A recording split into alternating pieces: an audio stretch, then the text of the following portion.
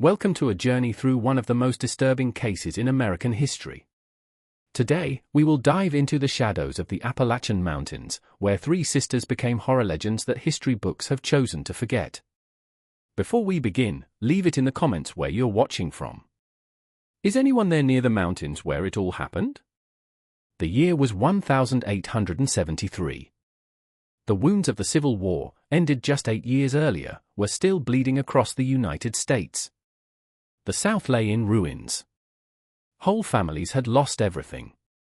And in the mountainous regions of West Virginia and Kentucky, the law was little more than a distant idea. On those heights covered in perpetual fog, where the peaks vanished among the low clouds and the valleys hid ancient secrets, a story was born that to this day makes the locals lower their voices when it is mentioned. The Appalachian Mountains have always held a dark reputation. Since the times of the first settlers, these densely wooded elevations have been keepers of mysteries. Trails that vanished without explanation. Travelers who entered and never left. Strange sounds echoing among the pine trees at night, but nothing compared to what was about to happen on a small, isolated property in Pike County, Kentucky, near the West Virginia border. For generations, the Whitlock family had lived there. They were typical mountaineers, tough people forged by hard work and isolation. Their father, Jonathan Whitlock, had returned from the war with only one arm and a disposition more bitter than ever. The mother, Sarah, had died in childbirth of the triplets in 1852, leaving 3 identical babies who would come to be known as Martha, Clara, and June. 21 years later, those girls would become something very different from what anyone could have imagined. Growing up without a mother in those mountains was hard enough. Growing up with a drunk and violent father was hell. The nearest neighbors, the Carpenters, lived nearly 3 miles away along a steep and treacherous trail. In the region, there was no school. There was no church. There was nothing but forest, cliffs, and the howling wind that swept through the canyons. Like wild animals, the 3 girls grew up, learning to hunt, to set traps, to survive. Jonathan rarely went down to the town of Pikeville, the county seat. When he did go, he came back drunk and furious, usually after having lost money in card games at the saloons. From an early age, the sisters learned to hide when they heard his heavy footsteps walking up the trail. They learned to be silent. They learned not to cry, no matter what. And they also learned something darker, that in those mountains, far from any authority, a person could do just about anything without consequences. The first sign that something was terribly wrong came in May of 1873. A traveling merchant named Elias Turner passed through the Whitlock estate, selling cloth, tools, and medicine. At that time, it was common practice. From farm to farm, merchants traveled, bringing news and products that the Highlanders could not make themselves. For years, Elias had been known in the region, a kind, middle-aged man, married with 4 children who lived in Prestonburg. But Elijah's never returned home. His wife waited a week before going to the Floyd County Sheriff. A search was organized, but in the Appalachian Mountains, looking for someone was like looking for a needle in a haystack the size of an entire state. The trails multiplied, divided, disappeared. Deep ravines swallowed any trace, and the forest was so dense that even a few meters away, a person could be completely hidden. Sheriff Thomas Blackburn, a war veteran with experience in tracking, followed Elias's familiar route. He talked to farmers who had seen him. The last confirmation was from a couple who lived about 10 miles from the Whitlock property. They reported that Elijah had mentioned going there next. It was his last stop before returning home. On a rainy June afternoon, the sheriff and 3 deputies went up to the Whitlock cabin. On the balcony, Jonathan received them. He was visibly intoxicated. Even though it was only 3 o'clock in the afternoon, he denied having seen any merchant. He said that no one had been there in weeks. At the door, the 3 daughters appeared, watching in silence. Something disturbing about these identical young women was noticed by the sheriff. They didn't blink. They did not move. They just stood there, staring with eyes as empty and cold as stones. They all wore shabby clothes soiled with mud. Unkempt, her long dark hair fell over her shoulders. There was something primal about them, something that made the sheriff feel an involuntary shiver. To search the property, Blackburn asked. Jonathan refused, saying there was no search warrant. Technically, he was correct. At that time, legal protections were taken very seriously, especially in the South, still resentful of post-war federal occupation. Without concrete evidence of foul play, the sheriff had no authority to force entry. He wrote everything down in his notebook and went down the mountain with his men, but that visit was marked in his mind. 3 weeks later, another disappearance. This time it was an itinerant preacher named Reverend Isaiah Morton. Alone, he traveled, bringing the word of God to the isolated communities of Appalachia. He was a man of 60, thin and frail, who depended on the hospitality of the faithful to survive. The Reverend also had a known route and was also last seen heading to the higher mountains where the Whitlock estate once stood. More alarm was caused by the disappearance of the Reverend Morton than that of Elias Turner. A preacher was a respected figure even in the most remote regions. Churches in 3 counties mobilized. Search parties of up to 20 men walked the trails for days. They searched ravines, explored known caves, followed every clue imaginable. Nothing. The Reverend had simply vanished like smoke among the pine trees. Sheriff Blackburn returned to the Whitlock estate. This time he took 5 deputies and a county judge who had issued a search warrant based on the pattern of disappearances. Jonathan was even more hostile. He shouted that this was persecution, that he was a war veteran and deserved respect, that his property was sacred, but the law was the law, and Blackburn was unwilling to back down. The search lasted hours. The cabin was small, only 3 poorly built rooms. There was no basement. Rusty farm tools, a few bales of old hay, and nothing else were contained in the barn. Every corner was searched by the men, straw was turned over, the soil was scanned for freshly turned earth. From the balcony, the 3 sisters watched everything, always together, always in silence. It was as if they were a single entity divided into 3 bodies. When one moved, the others moved. When one looked to one side, the others did the same. The behavior was so disturbing that some deputies avoided looking directly at them. They found nothing, absolutely nothing that could link the Whitlocks to the disappearances. The sheriff had to admit defeat and go down the mountain again. But something about that visit stayed with him. A visceral feeling that something was deeply wrong in that place. It wasn't just the oppressive atmosphere of the property or the strange family. It was something more. A smell in the air that he couldn't identify. An evil energy that seemed to emanate from the ground itself during the summer of 1873. 3 more people disappeared. A fur trapper named William Hayes, a 19-year-old who was starting life as a trapper in the mountains. A rural doctor, Dr. Samuel Pritchard, who traveled between farms treating the sick and wounded, had a woman, the first female victim, named Rebecca Stone, who was fleeing an arranged marriage and trying to cross the mountains to reach relatives in Tennessee. Each disappearance followed the same macabre pattern. The person was seen heading towards the highest mountains. Someone mentioned that they had pointed to the Whitlock property as a landmark or place where they could ask for water or shelter. And then total silence. As if the mountain simply swallowed these people, leaving not a trace, not a clue, not a single belongings behind. Panic began to spread to neighboring counties. Newspapers in Pikeville, Prestonburg, and even larger cities like Lexington began publishing articles about the mysterious disappearances in the mountains. Some called that region the Valley of Death. Others spoke of the vengeful spirits of soldiers killed in the war, of ancient creatures that inhabited the deep caves, of indigenous curses. The Appalachian Mountains had always had their legends, but now those legends seemed to come to life. Sheriff Blackburn was desperate. His reputation was at stake. He was an experienced lawman, had tracked down deserters during the war, had captured dangerous outlaws. But this time, I was dealing with something different. There were no bodies. There were no witnesses. There was no physical evidence of any crime, just people who went into the mountains and never left. In August of that year, Blackburn made a controversial decision. He recruited a group of trusted men and set up discreet surveillance around the Whitlock estate. It wasn't exactly legal, but it wasn't explicitly illegal either. They camped at strategic points on the trails leading to the cabin, hidden among the trees, watching who entered and who left.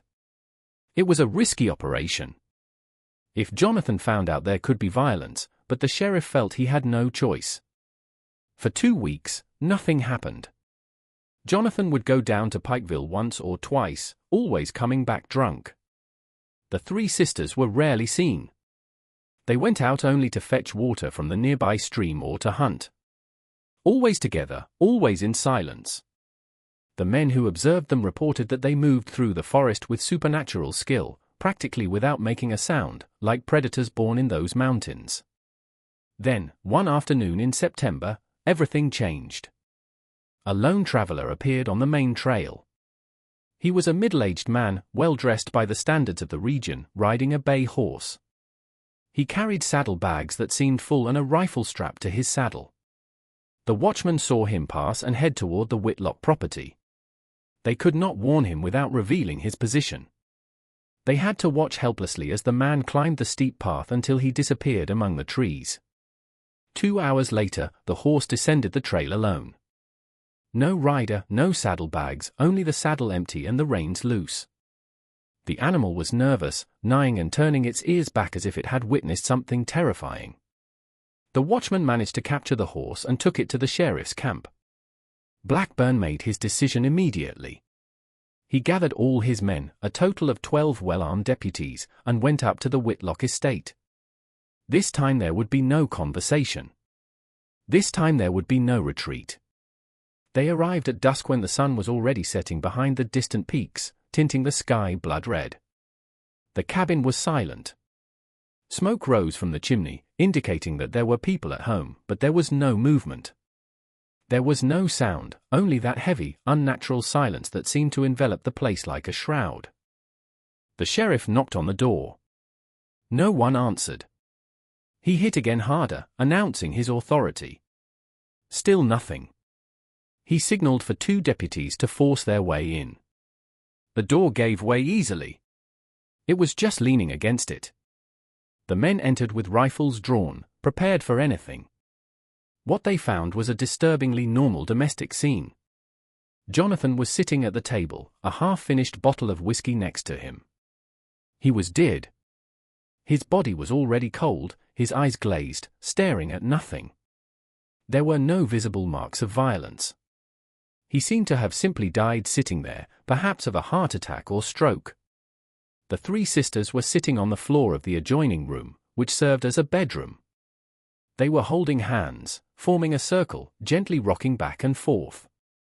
They sang a song in a low voice, a melody that none of the men recognized.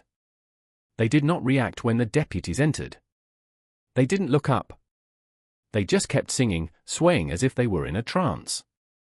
Sheriff Blackburn felt his blood run cold. There was something deeply disturbing about that scene.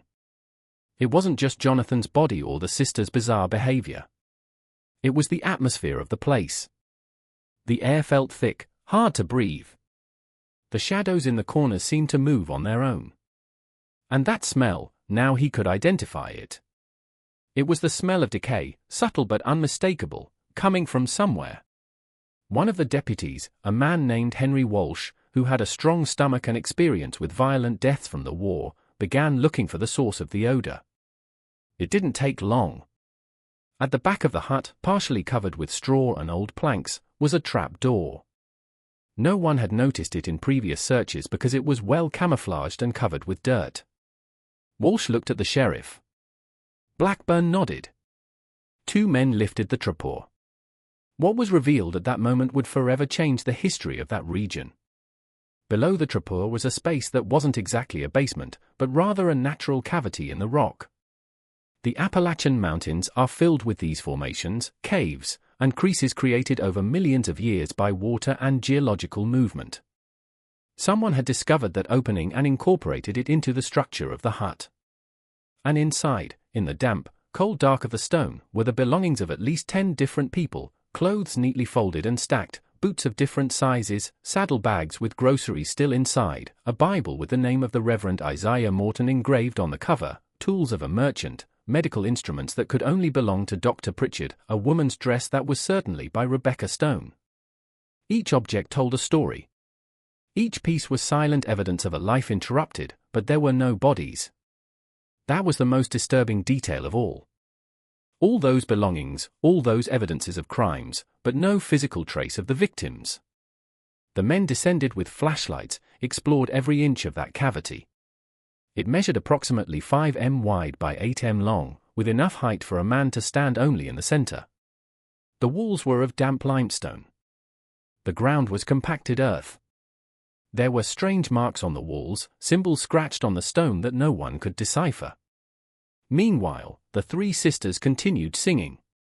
The sheriff ordered 2 deputies to restrain them. It was only when the men touched Martha, the one who was closest, that the song stopped. The 3 of them turned their heads at the same time, moving in unnatural synchrony, and stared at the deputies with eyes that looked completely black in the dim light of the lamp. One of them, impossible to say which one because they were absolutely identical, smiled. It wasn't a human smile. It was something wild, predatory, devoid of any recognizable emotion. The deputies handcuffed the 3 sisters using chains they had brought. Even tied up, they continued to move in unison, breathing in the same rhythm, turning their heads simultaneously to observe the men's every move. None spoke a word. None asked what was happening or tried to defend themselves. Just that dense silence and those blank stares that seemed to cross people. The search continued all night. More deputies were called from Pikeville. They brought sniffer dogs in the hope of finding some trace of the bodies.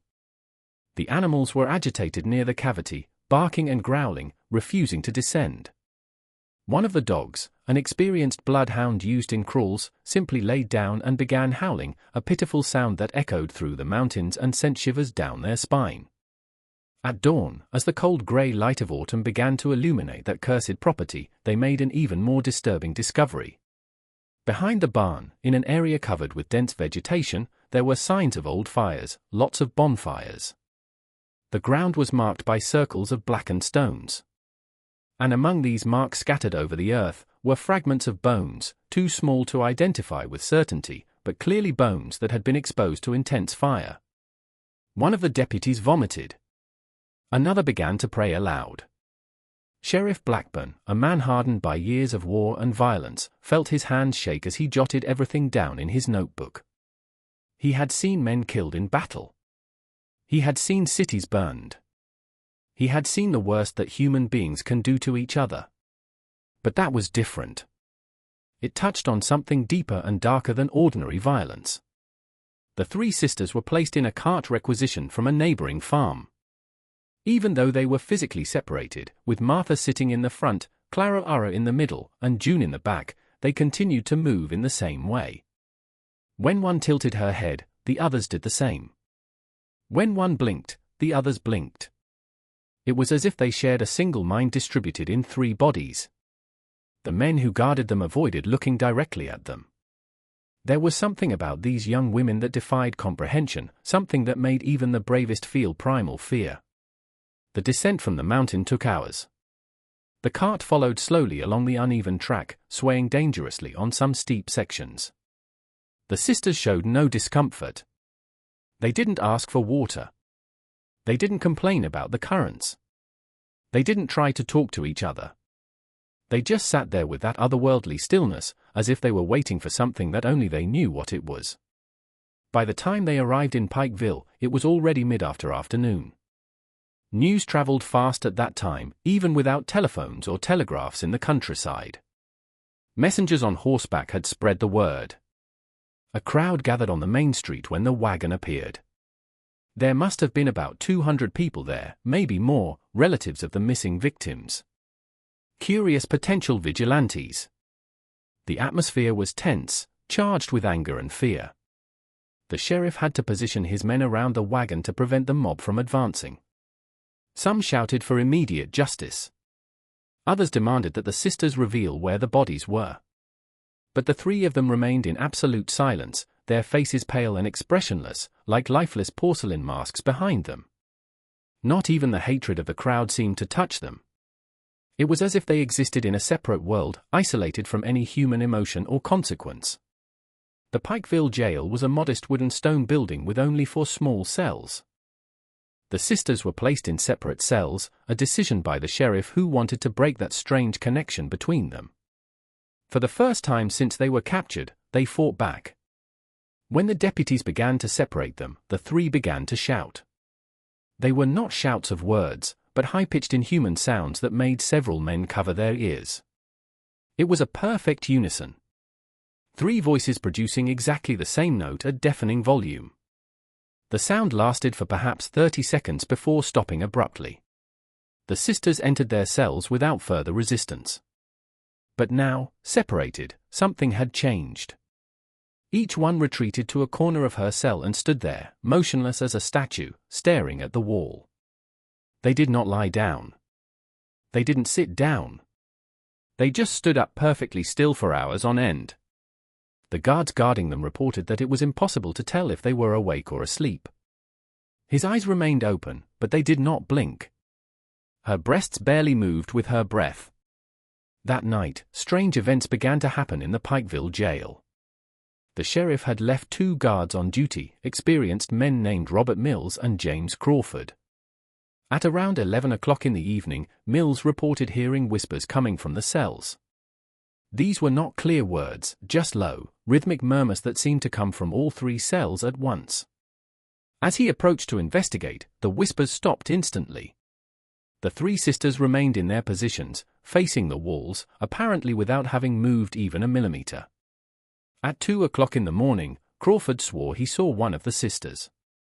He couldn't tell which one, floating a few inches above the floor of his cell. She called Mills, but when they both looked, she was standing normally. The 2 men exchanged nervous glances. Neither wanted to admit that they were afraid, but they both felt it.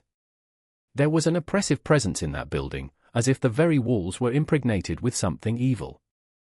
At dawn, when Sheriff Blackburn arrived to check on the prisoners, he found his guards visibly shaken. Mills had deep dark circles under his eyes and trembling hands.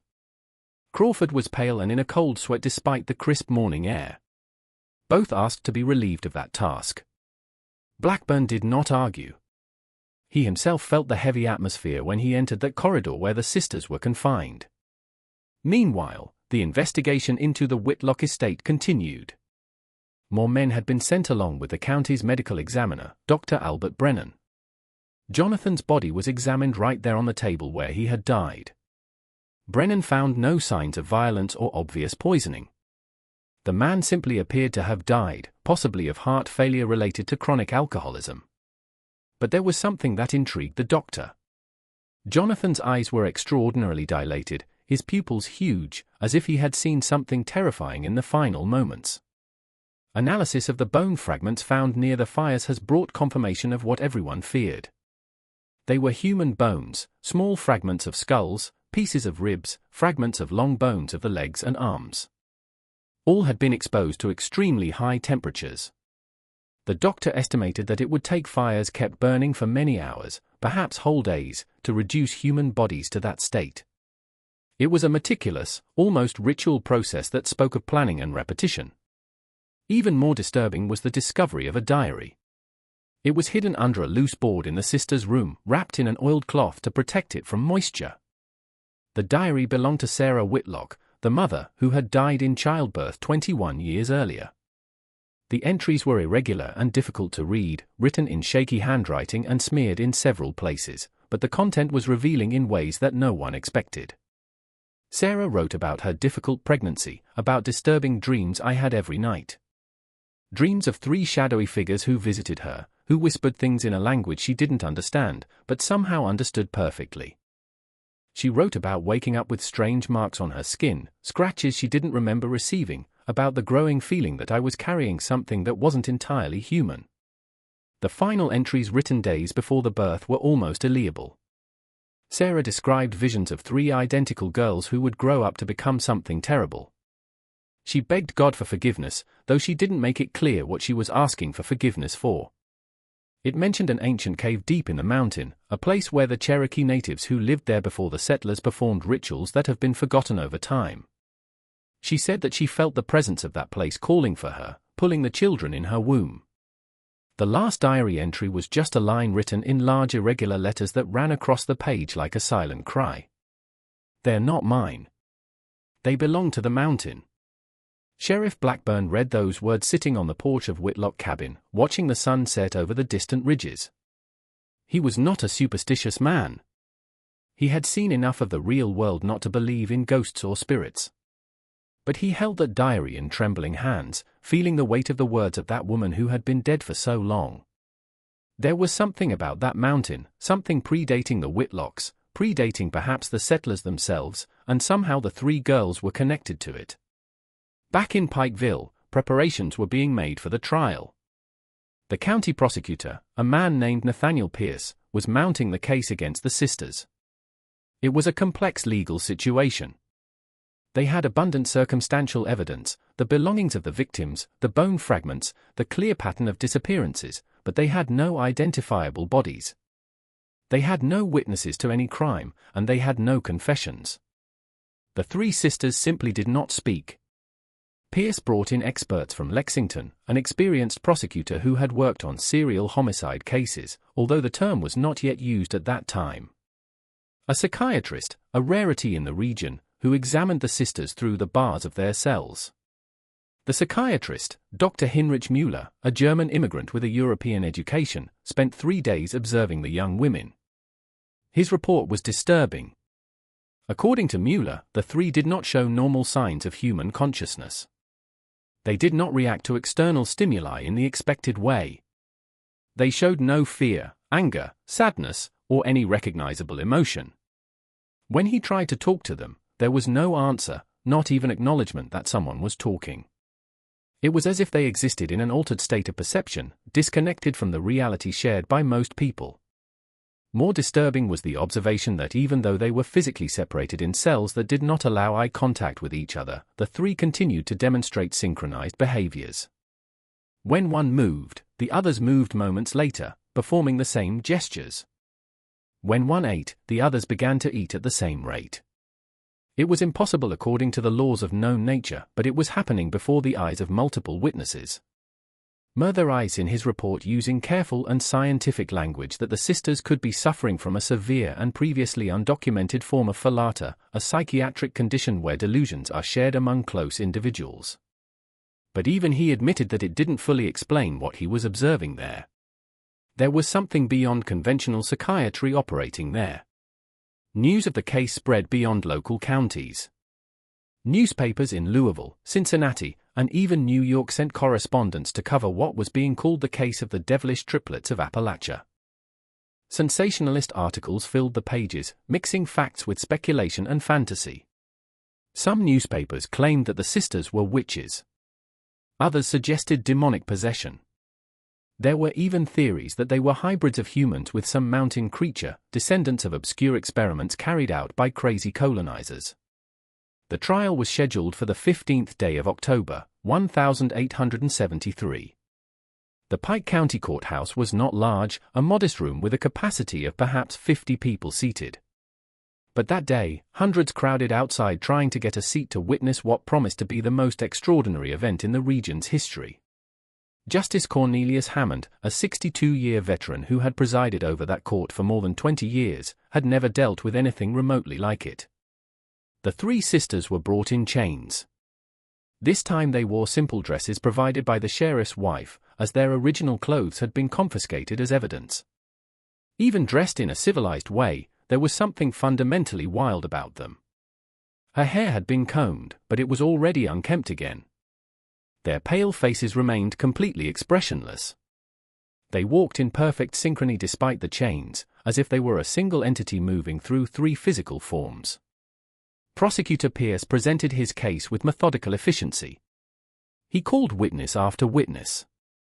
Family members of the missing identified the belongings found in the cavity under the Whitlock hut. Elias Turner's wife wept as she recognized her husband's coat patched by her own hands years earlier.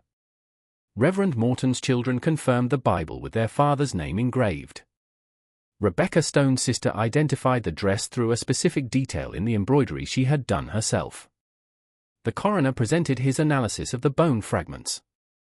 He explained in technical terms how the bones had been deliberately burned and processed. He showed illustrations of how fires sustained for prolonged periods would be necessary. He estimated that the fragments represented the remains of at least 8 different individuals based on the variety of bone sizes and structures. Some members of the jury were visibly nauseated by the testimony. Dr. Mueller presented his psychiatric observations. He talked about the sisters' abnormal behavior, their apparent lack of moral conscience, their inexplicable connection even when separated. He avoided terms such as evil or possession, keeping himself in the realm of science and medicine. But his words painted a disturbing picture of 3 minds that operated in ways that were completely alien to normal human standards. Throughout the testimony, the 3 sisters remained seated at the defense table, staring straight ahead with blank expressions.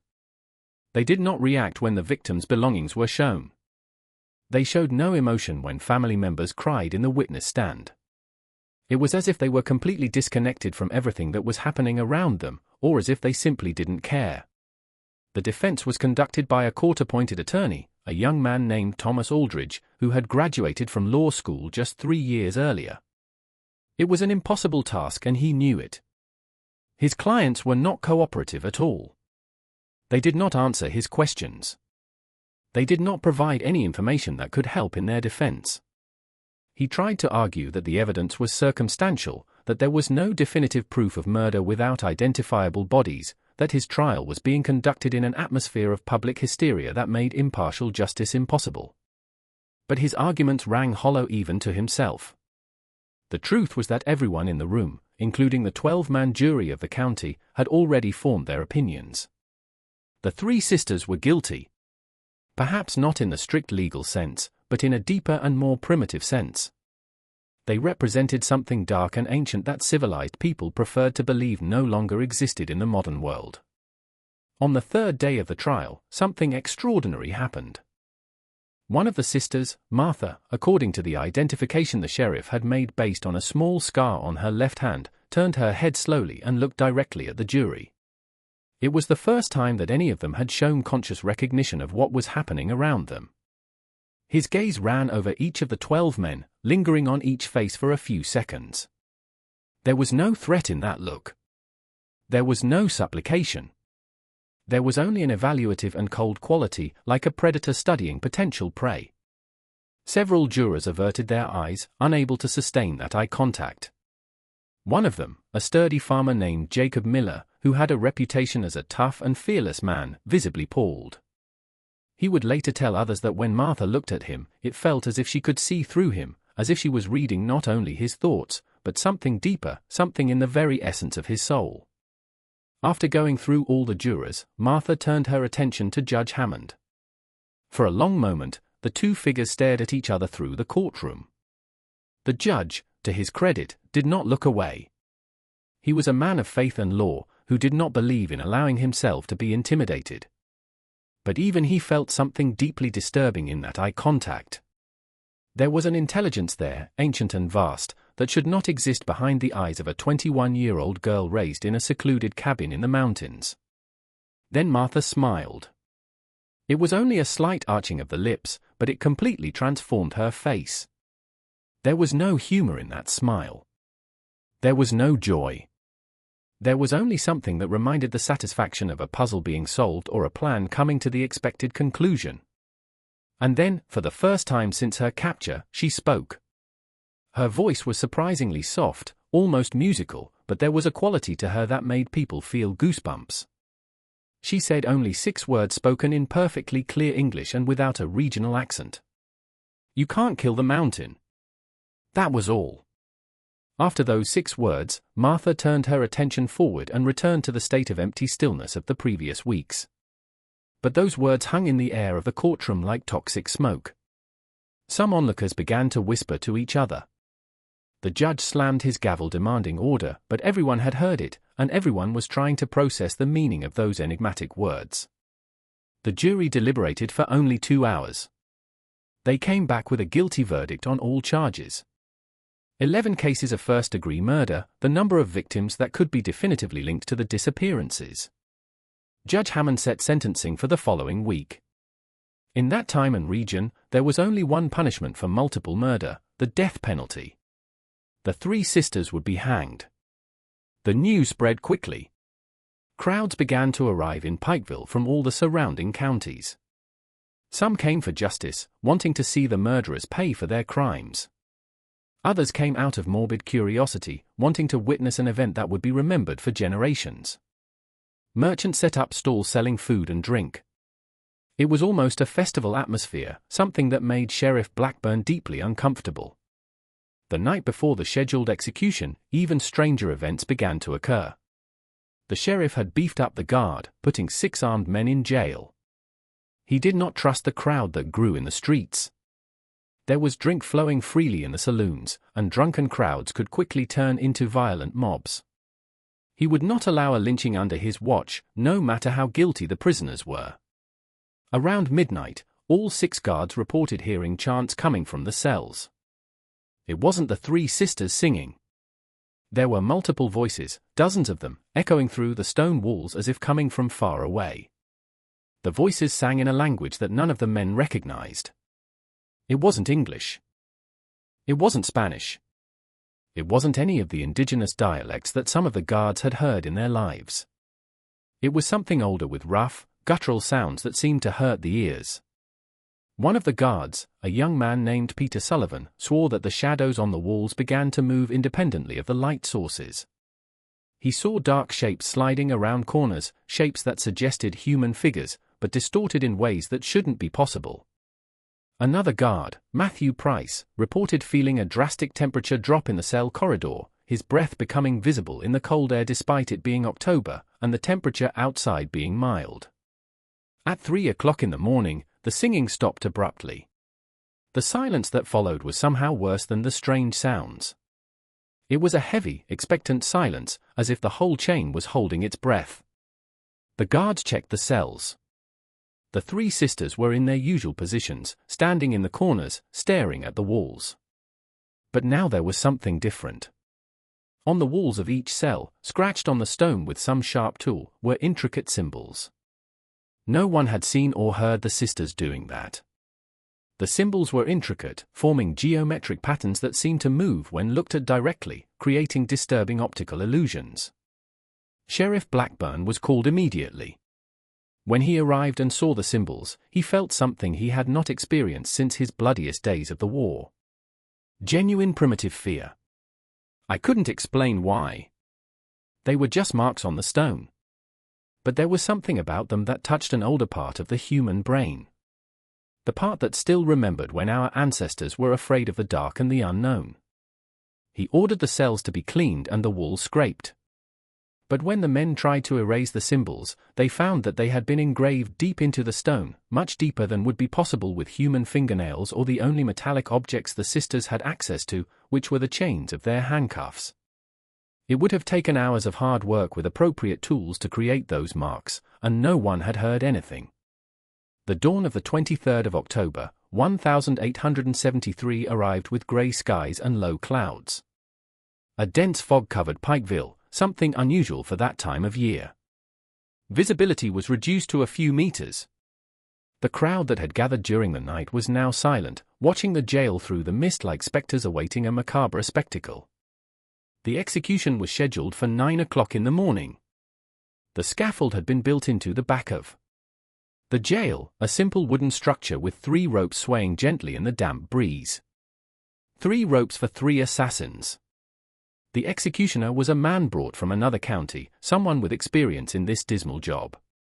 He checked each knot meticulously, tested the strength of the ropes, measured the appropriate heights to ensure quick deaths. He was a professional who took his work seriously, no matter how macabre it was. At 8:30, the sisters were brought in from the building. It was the first time that many people in the crowd had seen them in person. Absolute silence fell over everyone as the 3 young women appeared. Even chained and condemned, there was something about them that commanded attention. It was not beauty in the conventional sense. Although their faces were symmetrical and their features thin, it was something deeper and more disturbing, a presence that seemed larger than their physical bodies. They walked to the scaffold without resistance. They didn't cry. They did not beg for mercy. They showed no sign of fear or regret. They climbed the steps in perfect synchrony, moving as if they were a person reflected in 3 mirrors. The priest who was supposed to perform the last rites tried to talk to them, offer spiritual comfort or opportunity for confession. They completely ignored it as if it simply did not exist in their field of perception. The 3 were positioned under the ropes. The knots were adjusted around their necks. Black hoods were to be placed over their heads, as was the custom. But when the executioner's assistant tried to cover Martha's face, she turned her head and looked directly at him. The man let the hood fall from his trembling hands and retreated, muttering prayers in a low voice. The executioner decided to proceed without the hoods, that everyone would see the faces of those murderers until the final moment. Judge Hammond read the sentence aloud, his voice echoing strangely in the dense fog. He declared that Martha Clara and June Whitlock had been tried and convicted of heinous crimes against humanity, and that their lives would be confiscated as payment for those they had taken. He asked if they had any last words. For a long moment, nothing. Then the 3 of them opened their mouths at the same time and spoke in perfect unison. The mountain remembers. The mountain awaits. The mountain always returns. The words were spoken 3 times at exactly the same time by the 3 voices, creating a strange and unnatural harmonic effect. So silence.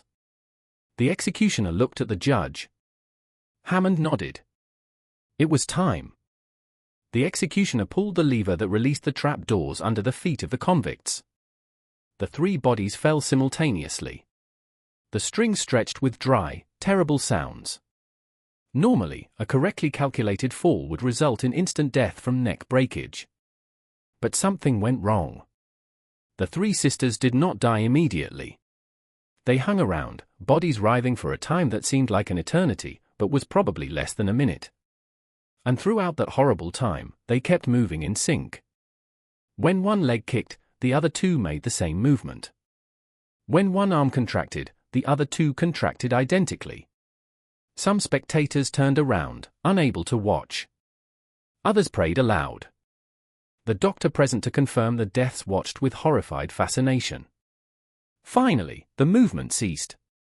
The 3 bodies stood motionless, swaying gently on the ropes.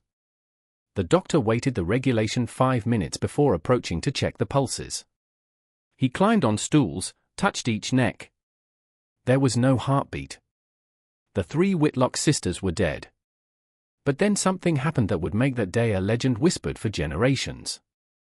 At the exact moment the doctor pronounced the 3 dead, the surrounding mist began to move strangely. It was not the natural movement of the wind. It was as if the mist itself was curling up, forming circular patterns around the scaffold. The temperature dropped dramatically. Men and women in the crowd began to see their breath condense into the sudden cold air. And then came the sound. A distant rumble coming from the mountains, like thunder, but different. It was deeper, more prolonged, vibrating through the ground beneath people's feet. Some thought it was an earthquake. The Appalachians had occasional, though rare, seismic activity, but that didn't feel natural. It seemed intentional, as if the earth itself was reacting to what had just happened. Birds exploded from the trees in huge flocks, flying in disorderly circles and screaming. Dogs around town began howling all at once. Horses attached to the poles pulled their reins, some managing to break free and galloping blindly through the narrow streets. The crowd began to disperse rapidly, people running to their homes or to the nearest buildings, seeking shelter from something they couldn't name, but that everyone felt. Sheriff Blackburn remained at the scene, as did Judge Hammond and a few other men, who forced themselves to keep their composure. They watched as the bodies were lowered and placed in 3 simple pine coffins that had been prepared in advance. The gravediggers, 2 brothers named Samuel and Daniel Foster, loaded the coffins onto a wagon. The plan was to bury them in the city cemetery in an area reserved for criminals away from respectable citizens. But when the cart began to move toward the cemetery, the horses refused to move. They were trained animals, used to pulling heavy loads. But at that moment, they simply planted their paws on the ground and did not move. No matter how much the gravediggers encouraged them, they tried to exchange for different horses. The result was the same. No animal voluntarily approached that cart with the 3 coffins. Finally, it had to be done manually. 10 men took turns pushing and pulling the cart along the dirt road to the cemetery. It was hard and time-consuming work. The sky had darkened even more, black clouds gathering over the city in an ominous manner. Lightning began to clear the distant horizon, although there was still no thunder. There was an apocalyptic quality to that afternoon, as if heaven itself was witnessing and condemning what humans had done. In the cemetery, 3 graves had been dug in the unconsecrated section, set back from the graves of ordinary citizens. But when the gravediggers tried to lower the first coffin, the rope broke. The coffin fell into the grave with a hollow and disturbing sound. They took new, thicker ropes. The same thing happened with the second coffin, and with the third. It was as if the ropes themselves refused to complete the task. Eventually, the coffins were positioned at the bottom of their graves using planks and brute force. The priest refused to perform any ceremony. He said that these women had been servants of evil and did not deserve sacred words about their graves. Some argued, but most quietly agreed. The gravediggers began to throw dirt over the coffins. That's when the storm finally came. It wasn't a normal autumn storm. It was a sudden and violent flood, as if the sky had opened. Rain so heavy that it was impossible to see from a few meters away. Winds that bent the trees and tore tiles off the roofs. Lightning that struck the ground repeatedly, each immediately followed by deafening thunder. The storm lasted only 20 minutes, but in that time it caused more damage than any storm the older residents could remember. When it finally stopped, as abruptly as it had begun, the men in the cemetery found themselves soaked and covered in mud. The 3 pits were filled with muddy water. They had to wait hours for the water to drain enough to continue the burial. When they finally managed to complete the task, it was almost night. No one wanted to be in that cemetery after sunset. They finished in a hurry, piling the earth over the graves without ceremony or care. No tombstone was erected. The 3 pits were left unmarked, only jagged mounds of fresh earth that would soon be covered by vegetation. It was as if the city wanted to forget that those women had existed, as if not marking their graves could somehow erase the memory of the horrors they had committed. But the memory is not so easily erased. And in the days and weeks that followed the execution, it was clear that something was not over. They started with dreams. Dozens of people in Pikeville have reported having identical nightmares. They dreamed of 3 figures standing in the mountains, calling, calling, always calling. They dreamed of strange symbols scratched in stone that burned with cold light. They dreamed of voices singing in languages that had been dead for millennia. Sheriff Blackburn was one of those affected. He woke up every night at 3 o'clock in the morning, the exact time when the chants had stopped in jail that last night. He woke up with a racing heart and the absolute certainty that someone was watching his room, although he never saw anything. His wife noticed that he began to avoid looking at the mountains to the north, the same mountains where the Whitlock estate once stood. Judge Hammond developed a tremor in his hands that he could not control. He tried to hide it from everyone, but he was there, constant and persistent. At night, when he was alone in his office, he sometimes heard whispers coming from the dark corners. He could never understand the words, but the tone was unmistakable. It was mockery. It was the promise of something terrible yet to come. The judges began to have strange experiences. Jacob Miller, the farmer who had turned pale when Martha looked at him during the trial, found all of his animals dead one morning. 30 head of cattle, a dozen pigs, chickens, all killed during the night without marks of violence or disease. Simply dead, as if something had drained their life. Another juror lost his home in an unexplained fire. Another had all his crops die overnight, the plants withering and darkening as if they had been poisoned. And then the disappearances started again, not as frequent as during the sisters' reign of terror, but occasional enough to keep everyone on their toes. A child who was playing near the forest was never found again. An experienced hunter who knew those mountains like the back of his hand disappeared without a trace. A peddler who passed through Pikeville and was last seen following the road that led north into the mountains. 6 months after the execution in the spring of 1874, an expedition was organized to investigate the old Whitlock estate. The sheriff had received reports from distant residents who claimed to see strange lights in that area at night.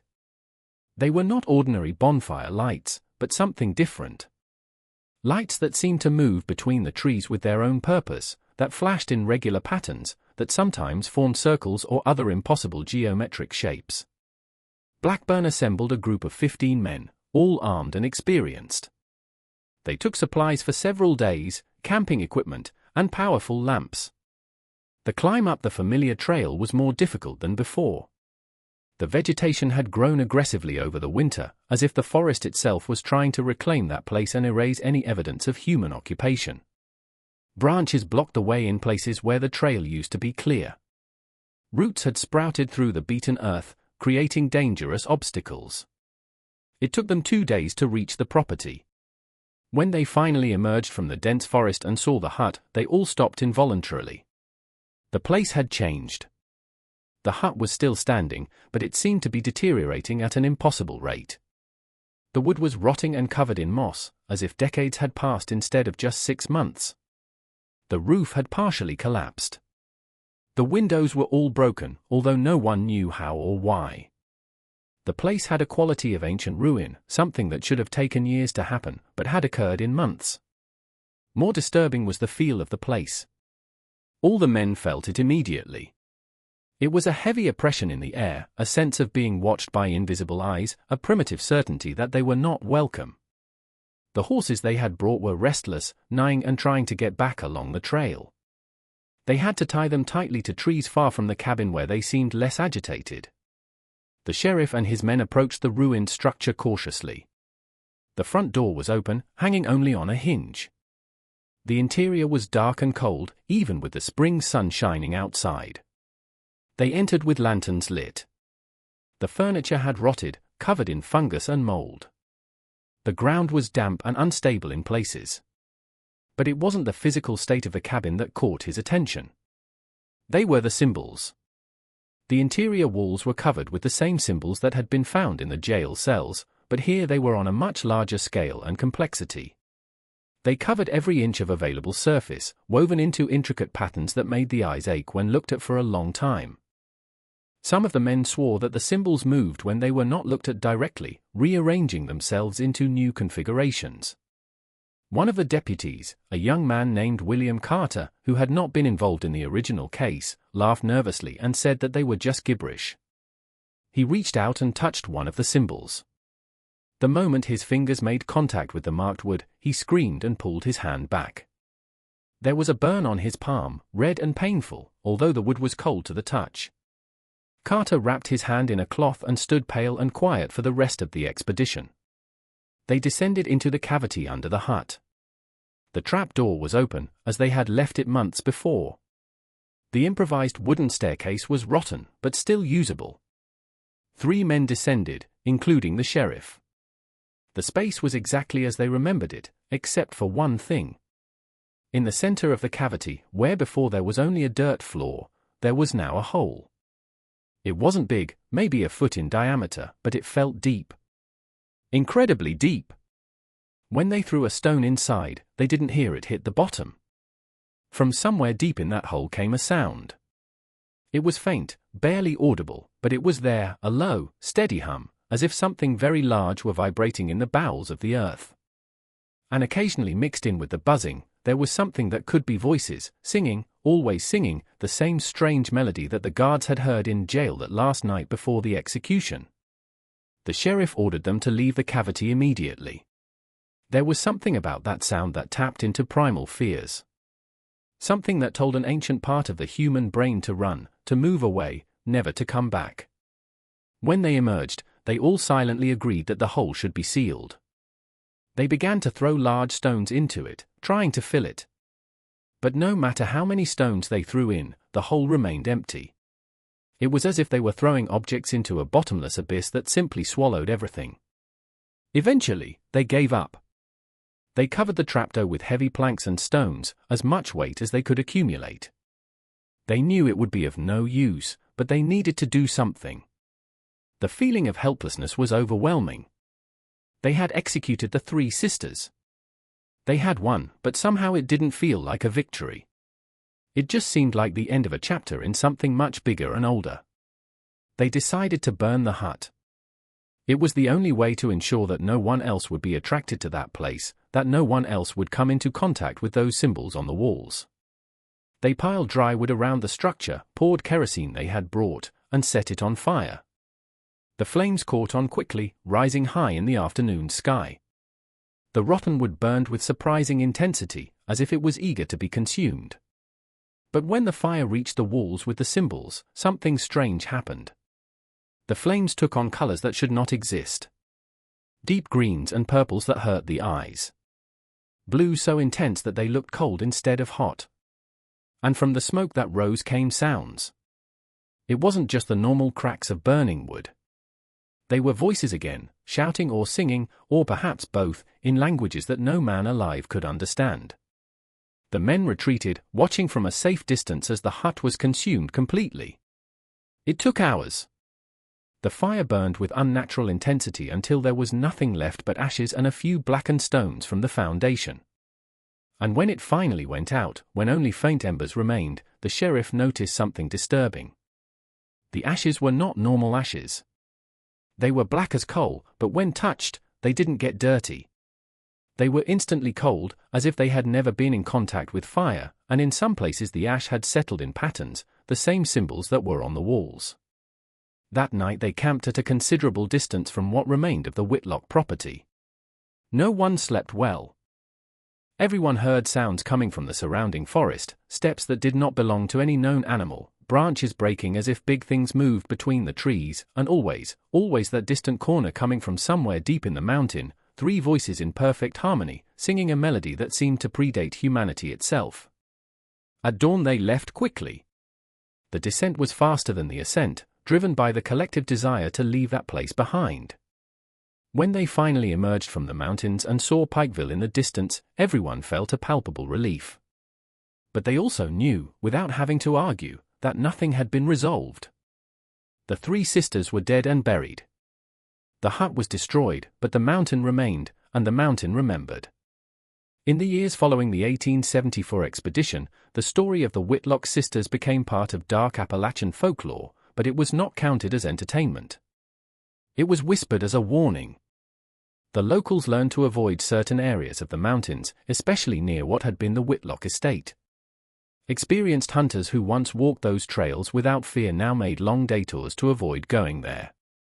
Families living in the more remote regions began to move to more populated areas, abandoning huts and land that their families had occupied for generations. Sheriff Blackburn was never the same after that last expedition. He continued in his position for another 3 years, but something fundamental had changed in him. Her hair turned completely white before the age of 50. I developed a visible tremor whenever someone mentioned the mountains. In 1877, he resigned his post without explanation and moved with his family to Louisville, a large and bustling city where the mountains were only a distant line on the horizon. He never spoke publicly about what he saw on that last trip, but those close to him said that he woke up screaming at night, always at the same time, always with the same terror in his eyes. Judge Hammond remained in Pikeville, but he refused any case involving crimes that occurred in the most remote mountainous regions. The tremor in his hands progressively worsened. In 1880, he suffered what doctors called a nervous breakdown. He spent his final years in a mental institution in Lexington, where he spent his days drawing the same symbols over and over again on any available surface. The attendants burned his drawings daily, but he always redid them. When he died in 1883, his last words were the same as Martha had said in court. The mountain remembers. The jurors in the original trial had varying fates, but they all shared a disturbing pattern. 9 of the 12 men died under strange circumstances before they turned 60. Jacob Miller, the sturdy farmer who had lost all his animals, disappeared during a storm in 1879. His body was never found despite extensive searches. Another juror was found dead in his own bed with no marks of violence or signs of illness, simply dead with wide eyes staring at the ceiling. The third gradually went mad, stating that he saw 3 identical women watching him from afar wherever he went, always at the edge of his vision, always disappearing when he looked directly. The 3 jurors who survived to old age did something in common. They all left Pike County and never returned. One moved to Pennsylvania, another went to Ohio. The third reached as far as California, putting the entire continent between it and those mountains. When interviewed in their final years, they all refused to talk about the trial. They changed the subject. They were visibly agitated. It was as if the simple act of remembering could bring back something they preferred to leave buried in the past. The cemetery where the three sisters were buried also became the site of unexplained events. The gravediggers reported that the earth over the three pits never settled completely. No matter how many times it was pounded or planed, it always went back to forming irregular mounds. The vegetation refused to grow over the graves. While other pits were quickly covered with grass and weeds, those three remained like open wounds in the earth, patches of dark, barren soil that nothing would touch. People who visited the cemetery, especially at dusk, reported disturbing experiences. Some heard whispers coming from the graves. Others saw shadows moving between the tombstones, even on moonless nights when there shouldn't be enough light to create shadows. There have been reports of female figures watching from the edges of the cemetery, always in groups of three, always identical, always disappearing when someone approached. Many regarded these stories as superstition or overactive imagination, but the accounts were too consistent, coming from two reliable witnesses, to be easily dismissed. In 1886, 13 years after the execution, something extraordinary happened. A strong earthquake struck the region. Something rare but not impossible in Appalachia. The quake caused moderate damage in Pikeville, cracking walls and knocking down some chimneys. But in the cemetery, the effect was much more dramatic. The Whitlock sisters' three graves collapsed, sinking into the ground as if there was a void beneath them. When the gravedigger went to investigate after the earthquake, he found the graves completely empty. The coffins had disappeared. There was no tunnel or evidence that they had been unearthed. They simply weren't there anymore. The gravedigger descended to the bottom of one of the graves with a rope and flashlight. He found only solid earth and stone. No sign of rotting wood, no fragment of tissue, no trace of human remains. It was as if the bodies had never been buried there, as if the entire execution and burial had been just a collective dream. The news spread quickly, but was met with tense silence rather than public alarm. It was as if everyone knew on some deep unspoken level that questioning or investigating too much would be dangerous. The incident was recorded in county files as pits damaged by seismic activity. No search was organized. No investigation was conducted. The three graves were simply filled back in and left unmarked just as they had been before. But the disappearances in the mountains continued, not as often as the Whitlock sisters' days, but regularly enough to keep the memory and fear alive. Every few years someone would go into those mountains and not come back. Always following the same pattern, always in the same general region, always without leaving a trace or clue. Authorities have learned to record such cases as lost in rough terrain or presumably attacked by wildlife. It was easier than confronting the truth that everyone suspected, but no one wanted to admit. As the 19th century gave way to the 20th, the story of the Whitlock sisters began to disappear from official records. Documents were lost or destroyed in convenient fires. Old newspapers rotted in neglected archives. The people who witnessed the events directly died, taking their first-hand accounts with them. It was as if there was a collective undeclared effort to erase that history from the official memory of Pike County. But oral memory is more resistant than paper and ink. Among the ancient mountain families, the story persisted, passed down from generation to generation in cautious whispers around campfires or on stormy nights when the wind howled through the canyons. By the early 20th century, with the arrival of modernization and industrialization, even in the remote regions of Appalachia, many hoped that the old superstitions would finally die out. Railroads were built. Roads improved. Electricity has reached smaller towns. Phones have connected communities that were previously isolated by days of travel. The world was getting smaller, brighter, less mysterious. But the mountains remained essentially unchanged, and the disappearances continued. During the 1920s, a young historian at the University of Kentucky named Theodore Ashford became fascinated by the legends of the mountains. He had grown up hearing stories about the Whitlock sisters from his grandmother who had lived in Pikeville during his youth. Ashford decided to investigate the truth behind the legends, to separate fact from fiction, to properly document what had really happened in those dark days of 1873. He spent months searching through archives, searching dusty courtroom basement, interviewing descendants of people involved in the original case. He managed to find fragments. The record of the trial, although incomplete, some yellowed newspaper articles, the coroner's report surprisingly preserved, and more importantly, he was able to locate 3 people still alive who were children at the time of the execution and remembered seeing the sisters being led to the scaffold. The testimonies of these elders were consistent in disturbing detail. Everyone remembered the unnatural fog. Everyone remembered the sound coming from the mountains as the strings stretched. Everyone remembered the feeling that something much bigger and older than those 3 young women was present that day. One of the witnesses, a 78-year-old woman named Elizabeth Porter, said something Ashford would never forget. They were not evil young men. They were just the servants. The real evil is still up there in those mountains, waiting, always waiting. Ashford decided to do what no one had done in decades. He would climb up to the site of the old Whitlock estate.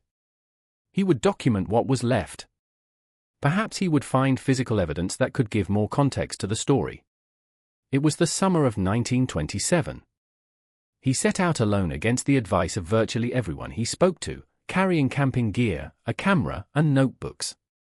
It took 3 days to locate the place. The trails had completely disappeared, reabsorbed by the forest. It used old maps and descriptions of historical records to navigate. When he finally found the spot, he recognized it only by the blackened stones that marked where the hut had been. The vegetation had claimed everything. Trees grew through what had been the foundation. Thick vines covered the stones.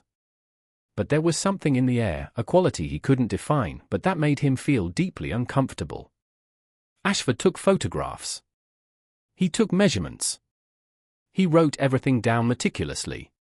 I was looking for the entrance to the cavity under where the cabin had been when the sun began to set. He had planned to camp there for 1 night, but when darkness began to fall and the sounds of the forest changed, something primal in his brain screamed at him to get out. It was not rational fear. It was pure and instinctive terror. He hastily gathered his equipment and began to descend the mountain, even as the light failed. He couldn't. The darkness caught up with him before he was far enough. He had to hastily set up camp in a small clearing, light a fire, and wait for dawn. It was the longest night of his life. He heard things moving in the darkness beyond the circle of light of the campfire. They were no ordinary animals. The sounds were too deliberate, too intelligent. And then he heard the voices, 3 voices singing in harmony, coming from somewhere deep in the mountain. The same melody that had been described in the ancient accounts, the same chant that the guards had heard in jail decades earlier. Ashford didn't sleep that night.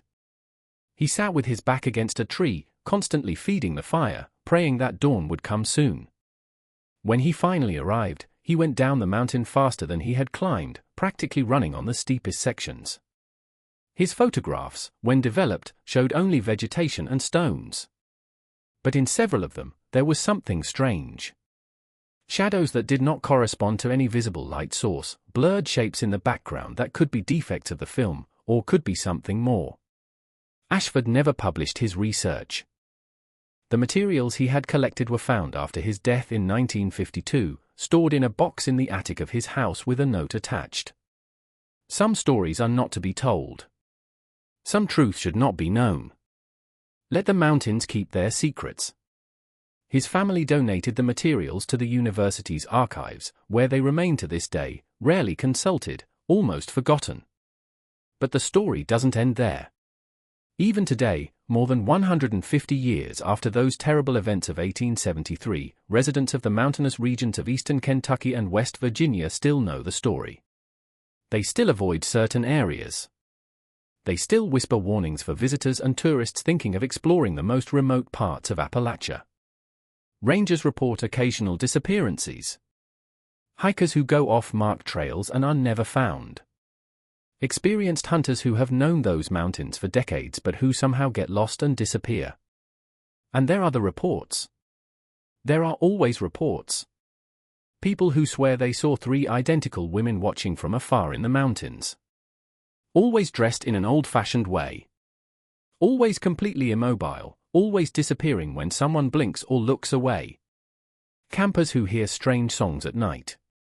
Melodies in languages they don't recognize. Photographs taken on remote trails that when examined later show figures in the background that no one saw when the photo was taken. 3 figures, always 3. Skeptics dismiss it all as folklore, superstition of people from the countryside, exaggerated stories told to scare tourists. And perhaps they are right. Perhaps the Whitlock sisters were just 3 deranged women who committed terrible crimes and paid the price. Perhaps everything that came after is just coincidence and imagination patterns that the human mind creates when faced with chaos and the unknown. Maybe there's nothing in those mountains but trees, rocks, and wildlife. But those who live in the shadow of Appalachian know better. You know that there are places in this world where the line between the natural and the supernatural is thinner. Places where ancient things still dwell. Prior to civilization, perhaps prior to humanity itself, places where the earth holds memories and secrets that should not be disturbed. And they know that Martha Clara and June Whitlock, if those were really their names, were only temporary manifestations of something much older and much more patient. The mountain remembers, the mountain awaits. The mountain always returns.